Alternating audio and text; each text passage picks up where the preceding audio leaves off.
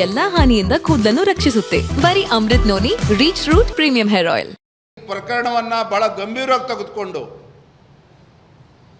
ಮಾನ್ಯ ಮುಖ್ಯಮಂತ್ರಿಗಳು ಸಕಾರಾತ್ಮಕವಾಗಿ ಸ್ಪಂದಿಸ್ತಾರೆ. ನಮ್ಮ ಒತ್ತಾಯಕ್ಕೆ ಮಣಿದು ಅವರ ರಾಜೀನಾಮೆ ತೆಗೆದುಕೊಂಡು ಇವತ್ತು ಸಿಬಿಐ ತನಿಖೆಗೆ ನೀಡ್ತಾರೆ ಅನ್ನೋ ವಿಶ್ವಾಸ ಇದೆ. ಒಂದು ವಾರದ ಗಡುವು ನೀಡಿದ್ದೇವೆ, ಒಂದು ವಾರ ಕಾಯ್ದು ತದನಂತರ ನಾವೇನು ಮಾಡಬೇಕು ಅನ್ನೋ ತೀರ್ಮಾನವನ್ನು ಮತ್ತೆ ಮಾಡ್ತೇವೆ. Yes sir.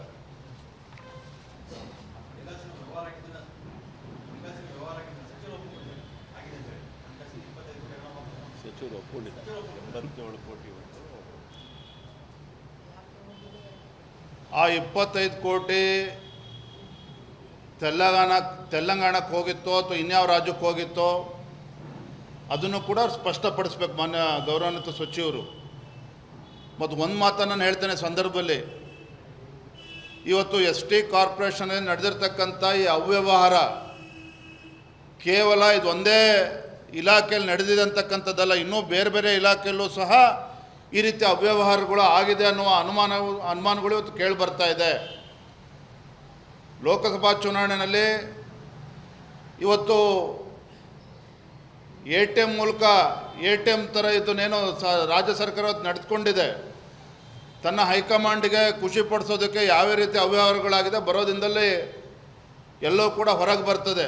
ಆದರೆ ಒಂದಂತೂ ಸ್ಪಷ್ಟ, ನಾನು ನೇರವಾಗಿ ಆರೋಪ ಮಾಡ್ತಾ ಇದ್ದೇನೆ, ಇದು ಯಾವುದೇ ಒಂದು ಸಣ್ಣ ಹಗರಣ ಅಲ್ಲ. ಒಂದು ಕಡೆ 100 ಕೋಟಿ ಹಣ ಇದರಲ್ಲಿ ಇನ್ವಾಲ್ವ್ಮೆಂಟ್ ಇದೆ ಮತ್ತು ದೊಡ್ಡ ದೊಡ್ಡ ಕುಳಗಳು ಕೂಡ ಇದರಲ್ಲಿ ಭಾಗಿದ್ದಾರೆ. ಹಾಗಾಗಿ ಇದ್ರ ಬಗ್ಗೆ ಸಿಬಿಐ ತನಿಖೆಗೆ ನೀಡಬೇಕು.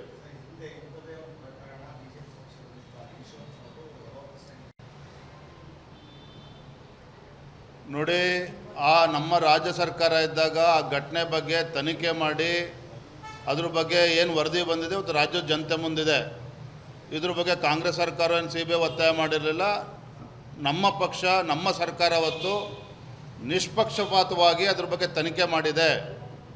ಆದರೆ ಇದರಲ್ಲಿರ್ತಕ್ಕಂಥದ್ದು 100 ಕೋಟಿ ಹಗರಣ ಏನಿದೆ ಇದು ಭಾಳ ಗಂಭೀರವಾಗಿರ್ತಕ್ಕಂಥ ವಿಚಾರ, ಸಣ್ಣ ವಿಚಾರ ಅಂತ ನಾನು ಹೇಳ್ತಾ ಇಲ್ಲ. ಆದರೆ ನಮ್ಮ ಸರ್ಕಾರ, ಅಂದಿನ ಸರ್ಕಾರ ನಿಷ್ಪಕ್ಷಪಾತವಾಗಿ ತನಿಖೆ ಮಾಡಿದ್ದೇವೆ. ಅದರ ನಂತರ ವರದಿನೂ ಕೂಡ ಬಂದಿದೆ. ಆದರೆ ಈ ಪ್ರಕರಣದಲ್ಲಿ ಈಗಾಗಲೇ ಮುನ್ಸೂಚನೆ ಸಿಗ್ತಾ ಇದೆ, ಇದನ್ನು ಮುಚ್ಚಾಕ್ತಕ್ಕಂಥ ಕೆಲಸಗಳು ಆಗ್ತದೆ, ಅದು ಸ್ಪಷ್ಟವಾಗಿ ಗೋಚರ ಆಗ್ತಾಯಿದೆ. ಈಶ್ವರಪ್ಪನವರು ಅವತ್ತು ರಾಜೀನಾಮೆನೂ ಕೂಡ ಕೊಟ್ಟಿದ್ರು, ತಮಗೆ ನೆನಪಿರ್ಬೋದು. ಎಲ್ಲವೂ ಕೂಡ ಮುಂದಿನ ದಿನಗಳಲ್ಲಿ ಬಹಿರಂಗ ಆಗ್ತದೆ. ನಮ್ಮ ನಾಗೇಂದ್ರ ಅವರೇನು ಒಬ್ಬರು ಜವಾಬ್ದಾರಿ ಇರ್ತಕ್ಕಂಥ ಸಚಿವರು, ಅವರ ಹೆಸರು ಕೂಡ ಇವತ್ತು ಮೇಲ್ನೋಟಕ್ಕೆ ಕಾಣ್ತಾ ಇದೆ ಇವತ್ತು. ಹಾಗಾಗಿ ಸಚಿವರ ರಾಜೀನಾಮೆ ತೆಗೆದುಕೊಳ್ಬೇಕು. ಧನ್ಯವಾದಗಳು. Thank you. ಪತ್ರಿಕಾಗೋಷ್ಠಿನ ಈ ವಿಚಾರವಾಗಿ ಸೀಮಿತವಾಗಿಟ್ಟಿದ್ದೇವೆ, ದಯವಿಟ್ಟು. ನನ್ನ ಜೀವನದಲ್ಲಿ ನಾನು ಮಾತ್ರವಲ್ಲ, ನನ್ನ ಕೂದಲು ಕೂಡ ಆಗಿರ್ಬೇಕು ಸ್ಟ್ರಾಂಗ್ ಅಂಡ್ ಸ್ಟೈಲಿಶ್. ಬರೀ Amrut noni reach root premium hair oil ನೊಂದಿಗೆ. Reach root premium hair oil. ಮಾತಾಡ್ತೇನಪ್ಪ, ಅದ್ರ ಬಗ್ಗೆ ಮಾತನಾಡ್ತೇನೆ, ನಮ್ಮ ಉಳಿದ ನಾಯಕರು ಮಾತನಾಡ್ತಾರೆ. ಈ ಒಂದು ಗಂಭೀರವಾಗಿರ್ತಕ್ಕಂಥ ಪ್ರಕರಣ ಭಾಳ ದೊಡ್ಡ ಅವ್ಯವಹಾರ ಅಥವಾ ರಾಜ್ಯ ಸರ್ಕಾರ ಮಟ್ಟದಲ್ಲಿ, ಸರ್ಕಾರದ ಮಟ್ಟದಲ್ಲಿ ನಡೆದಿದೆ. ಇದನ್ನು ಇವತ್ತು ರಾಜ್ಯದ ಜನತೆ ಮುಂದೆ ಬಿಚ್ಚಿಡ್ತಕ್ಕಂಥ ಕೆಲಸವನ್ನು ಮಾಡಿದ್ದೇವೆ. ಒಂದು, ನಮ್ಮ ಪತ್ರಿಕಾ ಹಾಗೂ ಮಾಧ್ಯಮದ ಸ್ನೇಹಿತರ ಮುಖೇನ ಇವತ್ತು ರಾಜ್ಯದ ಜನತೆಗೊಂದು ವಿಶ್ವಾಸನ ಕೊಡೋದಕ್ಕೆ ಇಷ್ಟಪಡ್ತೇನೆ. ಈ ಒಂದು ಪ್ರಕರಣವನ್ನು ಒಂದು ತಾರ್ಕಿಕ ಅಂತ್ಯಕ್ಕೆ ತೆಗೆದುಕೊಂಡು ಹೋಗಬೇಕು. ಆ ನಿಟ್ಟಿನಲ್ಲಿ ಭಾರತೀಯ ಜನತಾ ಪಾರ್ಟಿ ಹಿಂದೆ ಬೀಳ್ತಕ್ಕಂಥ ಪ್ರಶ್ನೆನೇ ಇಲ್ಲ. ಇದರ ವಿರುದ್ಧ ಸಂಪೂರ್ಣ ಹೋರಾಟವನ್ನು ನಾವು ಕೈಗೆತ್ತಿಕೊಳ್ತೇವೆ. ಧನ್ಯವಾದ.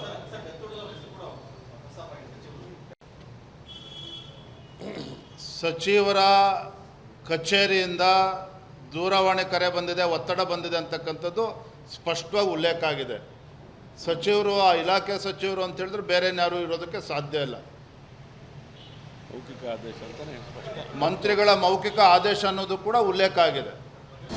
ಅನುಕ್ಷಣದ ಸುದ್ದಿಗಳಿಗಾಗಿ ವಿಸ್ತಾರ ನ್ಯೂಸ್ ಯೂಟ್ಯೂಬ್ ಚಾನೆಲ್ ಸಬ್ಸ್ಕ್ರೈಬ್ ಮಾಡಿ. ಹೊಸ ಸುದ್ದಿಗಳ ನೋಟಿಫಿಕೇಶನ್ಗಾಗಿ ಬೆಲ್ ಐಕಾನ್ ಕ್ಲಿಕ್ ಮಾಡಿ. ಲೇಟೆಸ್ಟ್ ಅಪ್ಡೇಟ್ಸ್ಗಾಗಿ www.vistaranews.com ವೆಬ್ಸೈಟ್ಗೆ ವಿಸಿಟ್ ಮಾಡಿ. ಅಂಗೈಯಲ್ಲೇ ಜಗತ್ತಿನ ಸುದ್ದಿ ತಿಳಿಯಲು ವಿಸ್ತಾರ ನ್ಯೂಸ್ ಕನ್ನಡ ಆಪ್ ಡೌನ್ಲೋಡ್ ಮಾಡಿ.